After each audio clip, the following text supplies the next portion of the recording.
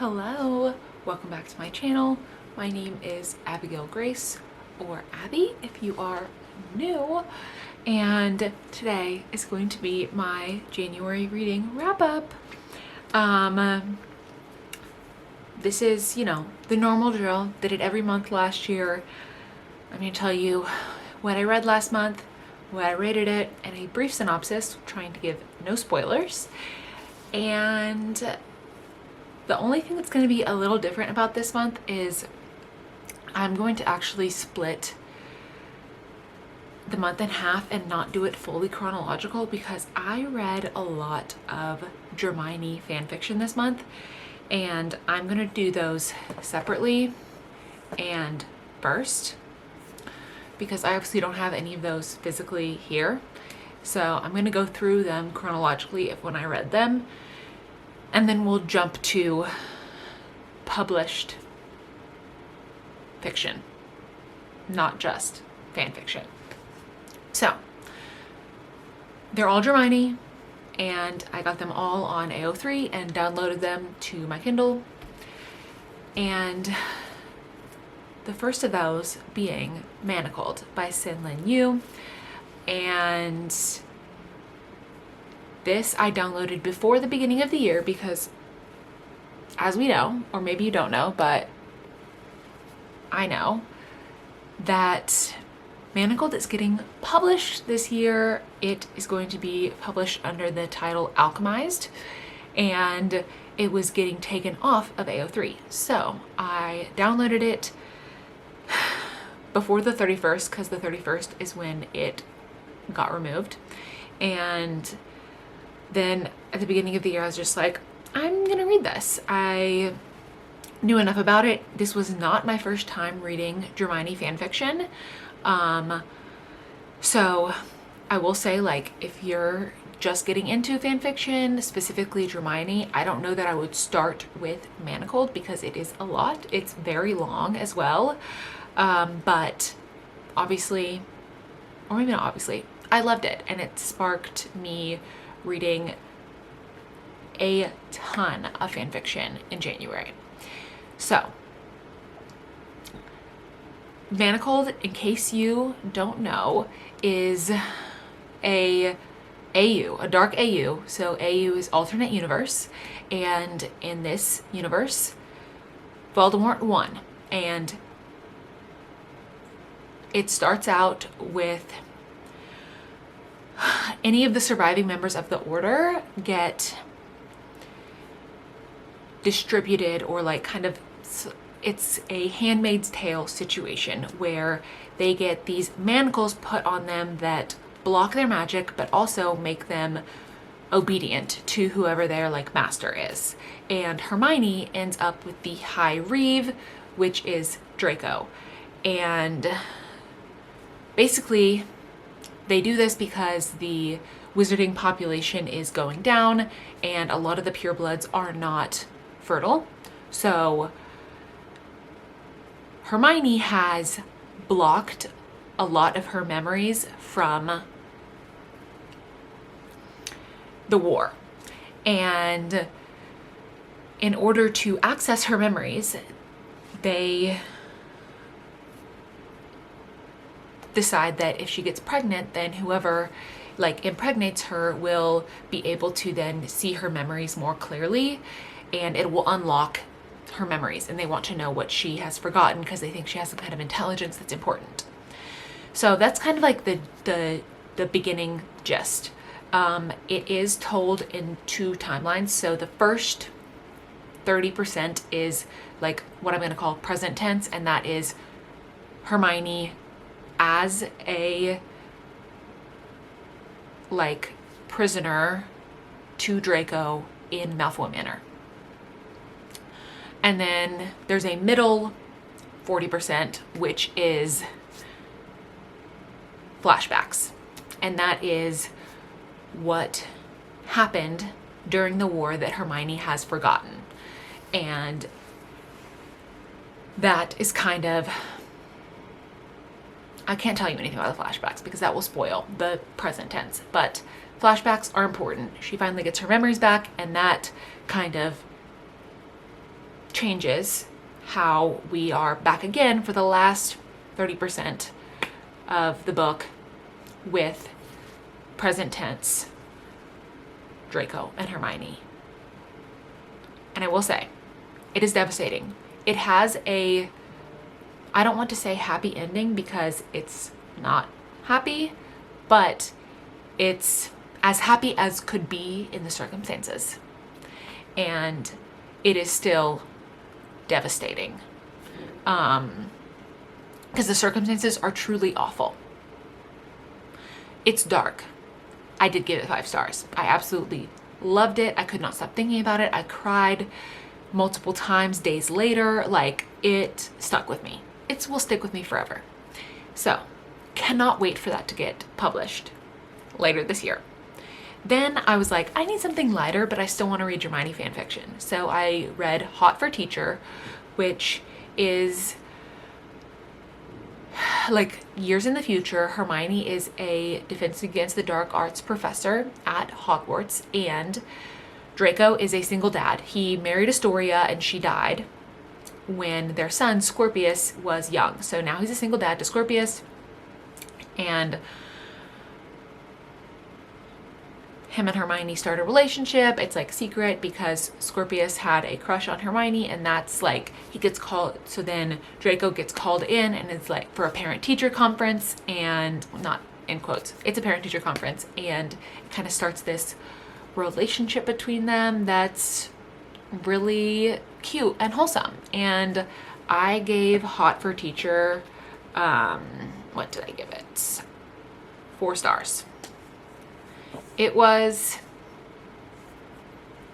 pretty good and cute, and I loved the characterization of the like side characters. We got a lot of cute Scorpius content and Albus, Potter, and like the Potter siblings, Ginny and Harry. Like, it was really wholesome and cute, and I loved seeing like all of the side characters. That's one of my favorite things about fan fiction is the way that the side characters we don't get to see a ton of in the actual work get their own stories that like are lovely. Like, I love Blaze, I love Theo, I love Pansy. Like, I love seeing them in these stories, and I'm here for it.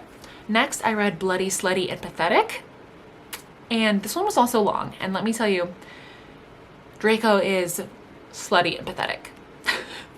And this is a similar situation where, to kind of prove to the world that they are moving forward and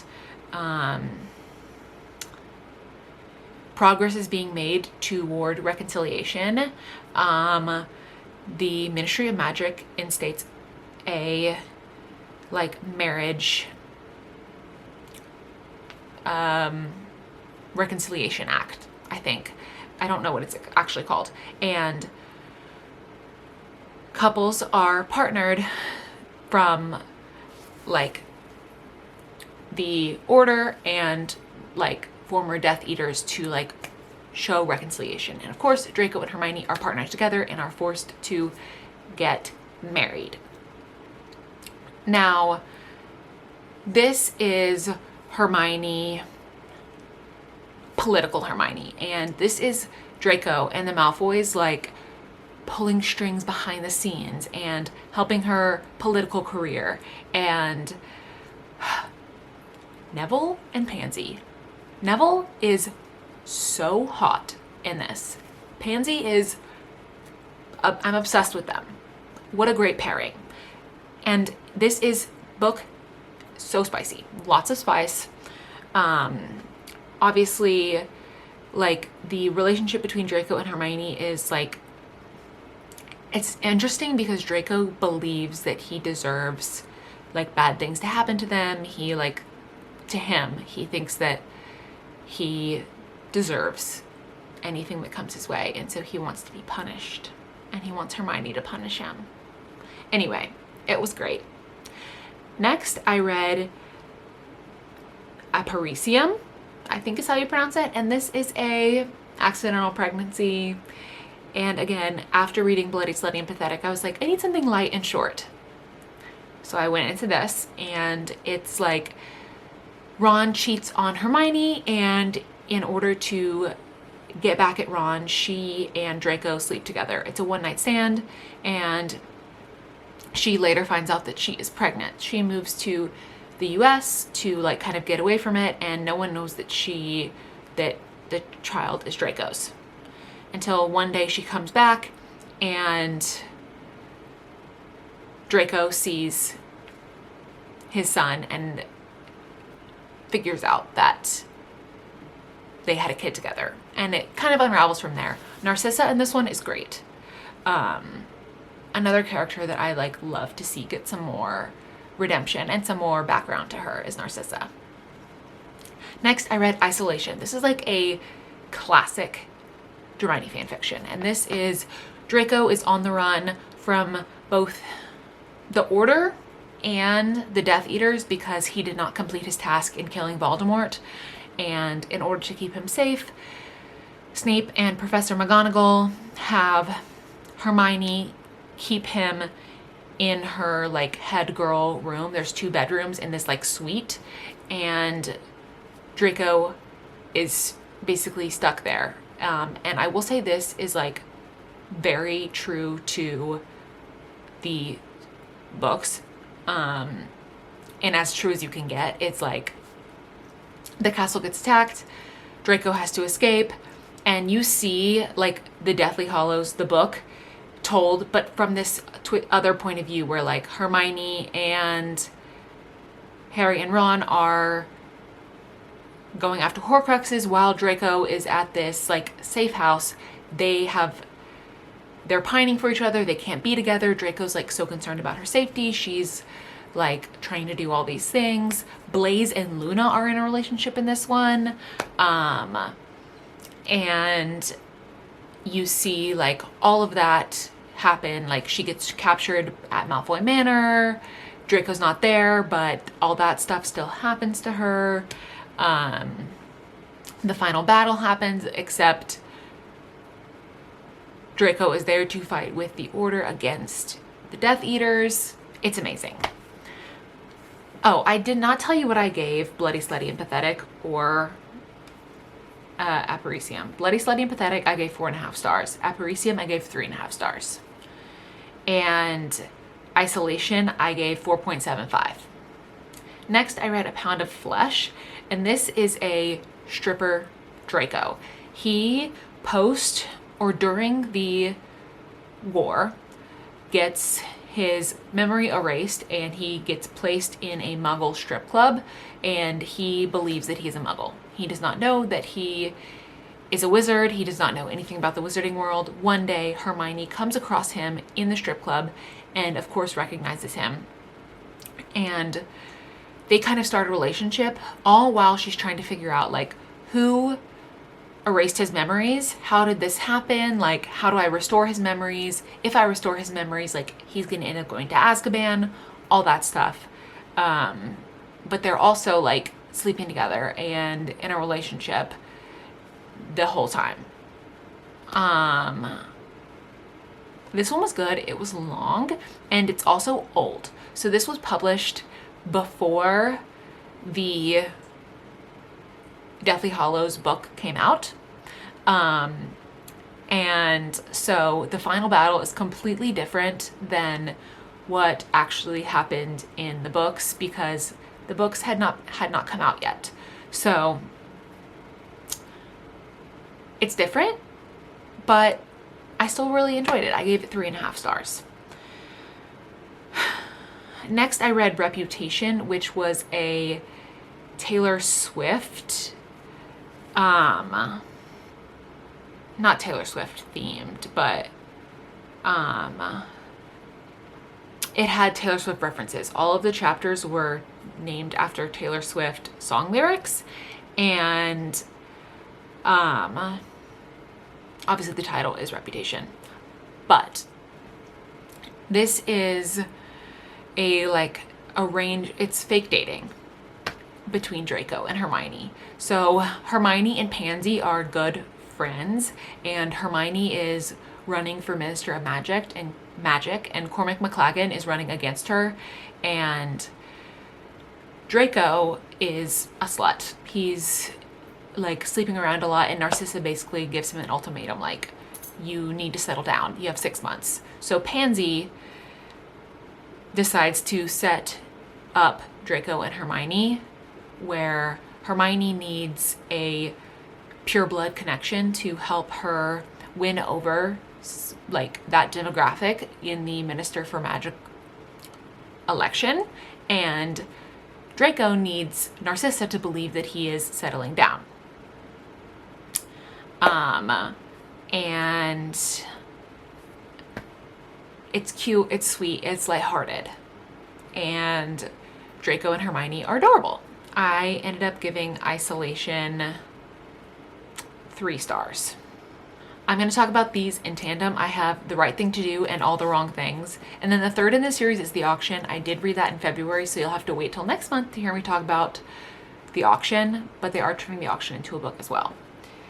The Right Thing to Do and All the Wrong Things are the same story told from Draco and Hermione's point of view. So All the Right Things is Hermione's point of view, and All the Wrong Things is Draco's POV. But the story is they each had a crush on each other / were obsessed with each other during school. The good guys win, Voldemort is defeated, but Draco is getting sentenced to, his trial has come up for his sentencing post-war.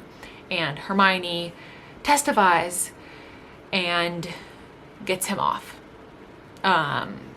And then it's basically like Hermione and Draco keep finding themselves in these situations together where it's like, will they, won't they? It's like they both like each other, but they won't have a conversation about it.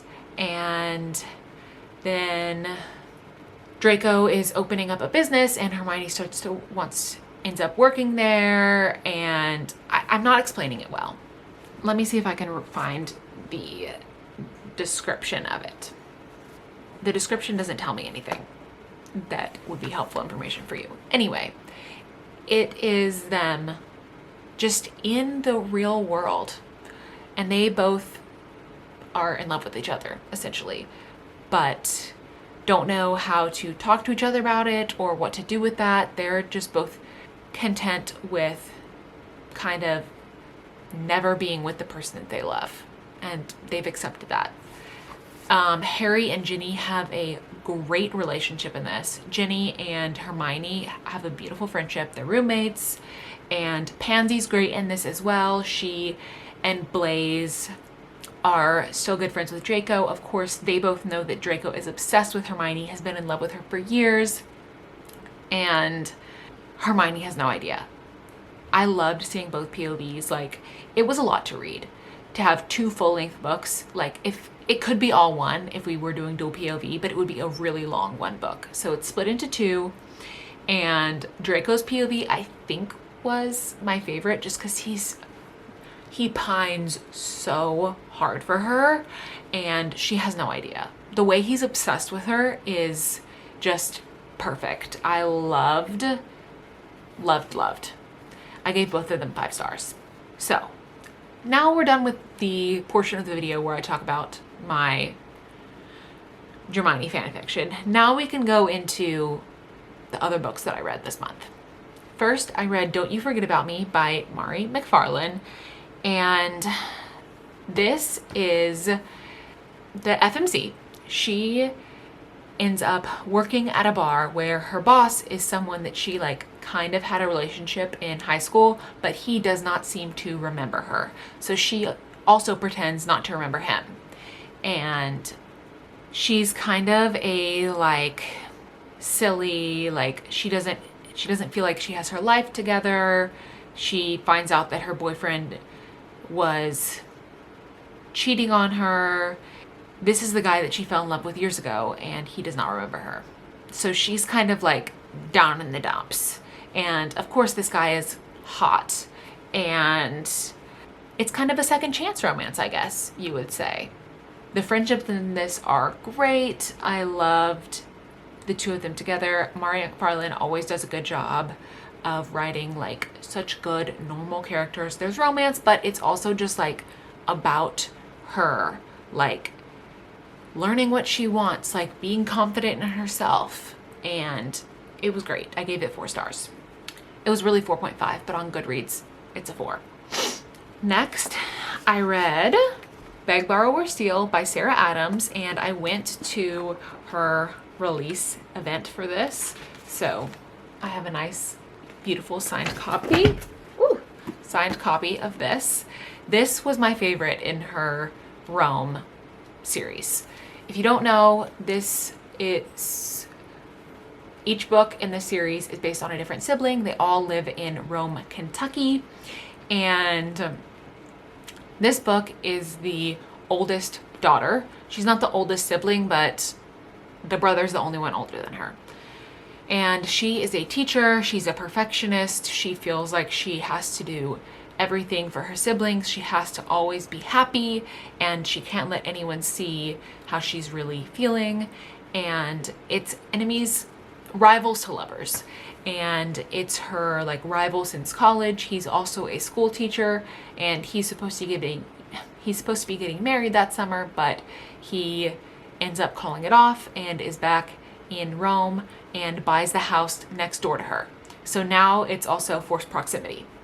And you see him be the only person that she is able to be herself with, to let her walls down, because he doesn't like her. They're rivals, so she doesn't have to pretend to be perfect all the time. And thus, he and her are the only people they can be themselves with. And the way they kind of get forced into this together is that he's an author, and he publishes under a pen name though, so no one knows that he's an author, and she has written a manuscript but has not been published, and instead of emailing the manuscript to a agent, she accidentally emails it to her school principal. And it's a spicy romance book, and so she wants to delete it from his computer before he can read it because he's very conservative. So she enlists Jack's help to get this back, and that's kind of the main like conflict of the book. I definitely recommend. Again, this is my favorite in this series. I gave it 4.5 stars. Next, I listened to The Lion, the Witch, and the Wardrobe by C.S. Lewis. We all know the story. It's a movie. It's the Pevensie siblings in Narnia, Aslan overthrowing the White Witch. It's very good. It's so hard because it's a children's book, but I gave it 3.75 stars. Next, I read Puck and Prejudice by Leah Riley. This is a Hockey X Bridgerton book. Ex Outlander a little bit, because he does time travel. He travels back in time to Regency London, and they have to get married, which will then enable, when he goes home, for her to be a widower and have her independence. This was not good. Unfortunately, these are things that I love. I love hockey romance and I love historical romance, but not together. This was not good. I did give this one 2 stars. I could have DNF'd it, but it's so short that I just decided to finish it. I would not spend my time reading it again. Next, I read Quicksilver by Callie Hart. This is a romantasy, and it follows our human FMC as she gets taken to the Fey lands, and she discovers that she is a special type of person. I believe it's called an alchemist. She's an alchemist, and they need her. She's the only one of her kind that can open up the Quicksilver pools, and the Quicksilver pools are how they travel from world to world, and they've been locked for years. And Fisher is, she accidentally makes a like fey bargain with Fisher that's binding, of course, where if he helps her bring her brother back from the human worlds to the fey worlds, then she will help him make I think they're, I don't know what they're called. Ooh. That basically it's made of Quicksilver, and if you hold it when you travel through the Quicksilver pools, it like protects you, and there's just not that many like artifacts like that, and only an alchemist can make them. And there's a big war, there's vampires involved. It was kind of convoluted and long, and it took me a minute to get into it. I did end up giving this 4 stars. It is Fated Mates, which is fun. My review, I said, this is a wild ride, but honestly, I really got into it. It was kind of a mix of several different types of fantasy, which was different and interesting. Of course, I love Fated Mates and can't wait for book 2. It does end on a cliffhanger, and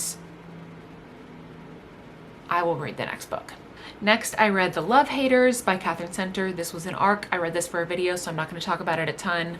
She works for a production company, and she gets hired to like film a like commercial for the Marines, and the MMC is like the focus of the commercial.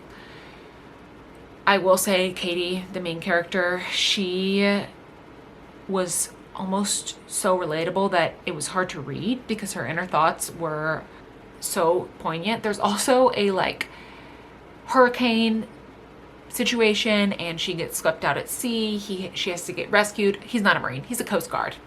She has to get rescued by the Coast Guard. There's a cute dog. There's a little fake dating happening. It's a lot of things. It was great.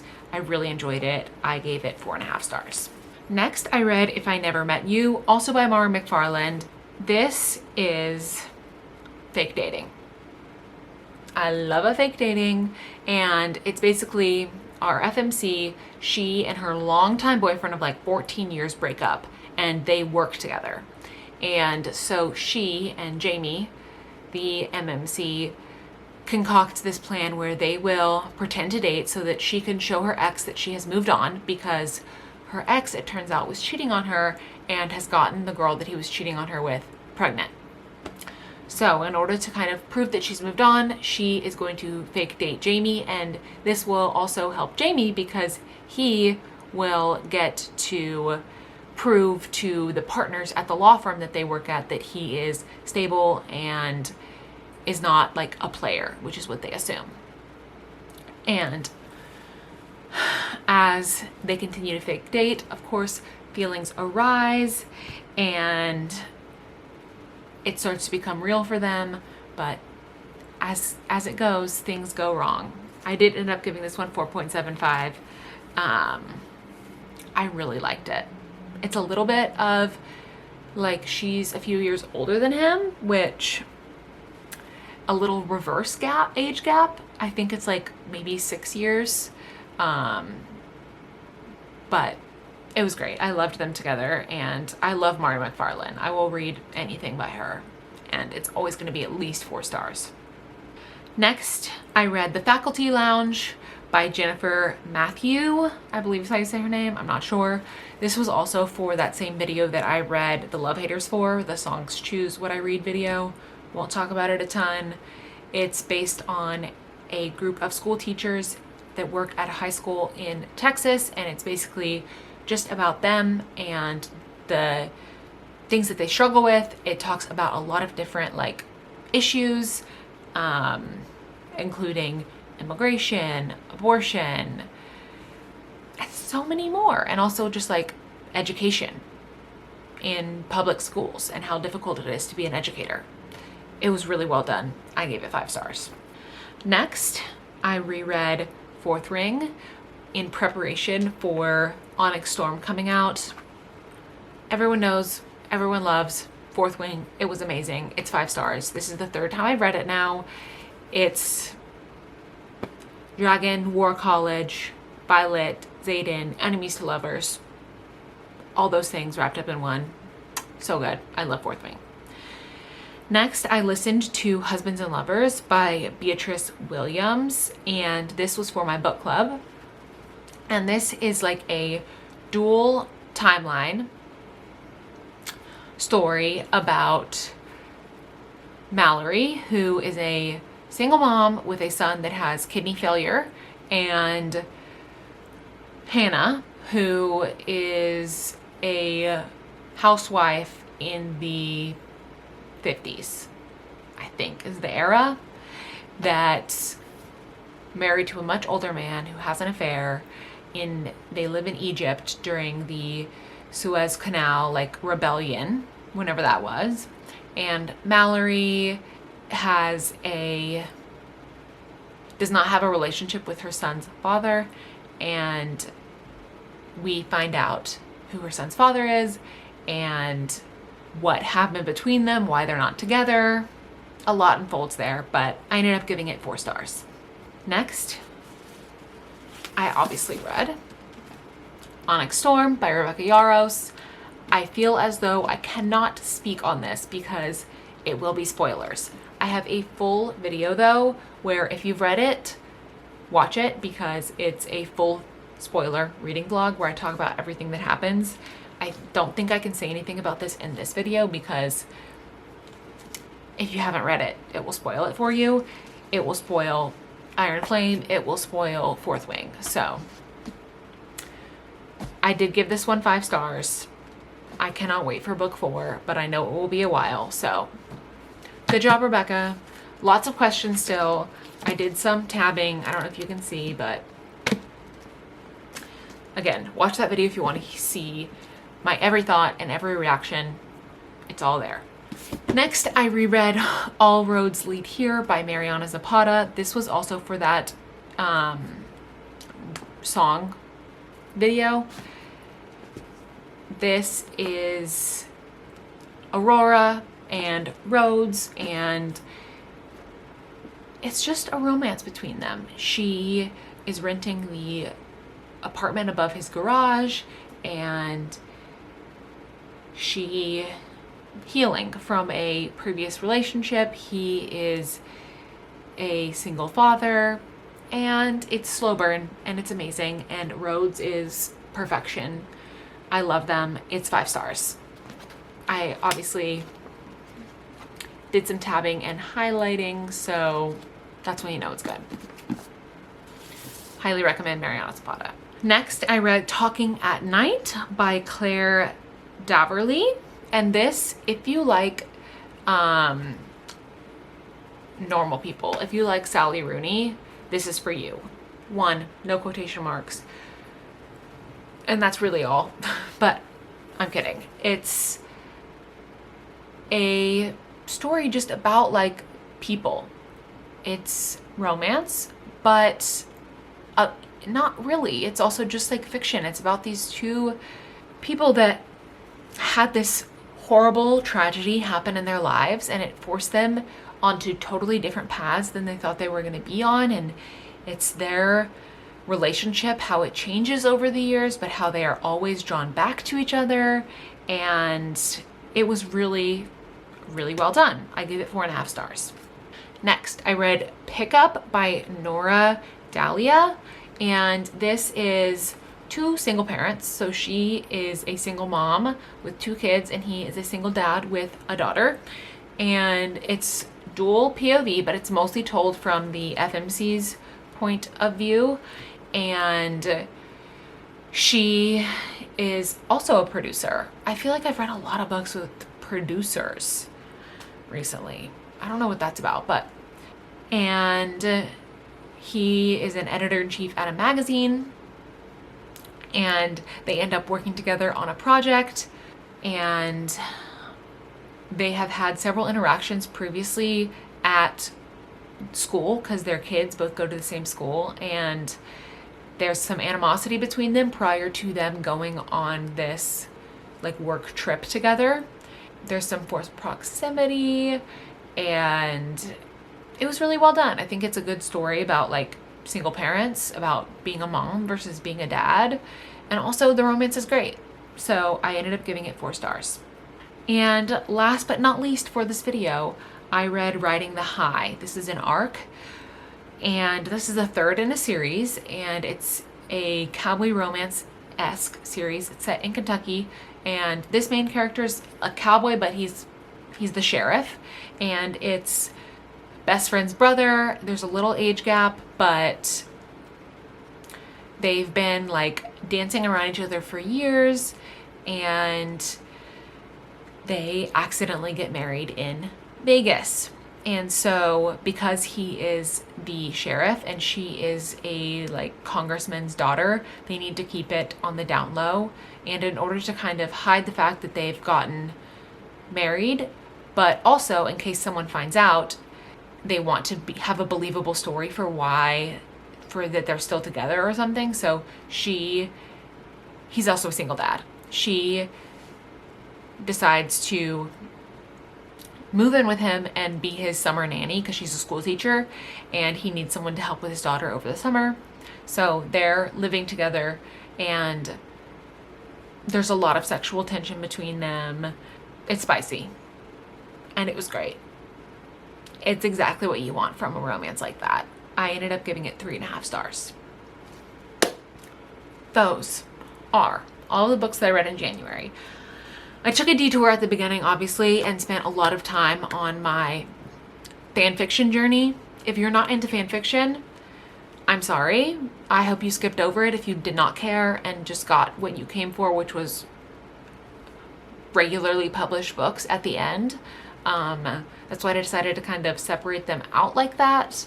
But I love fan fiction, and I know people out there do, because people keep writing fan fiction and people keep reading it, and they keep turning them into real books.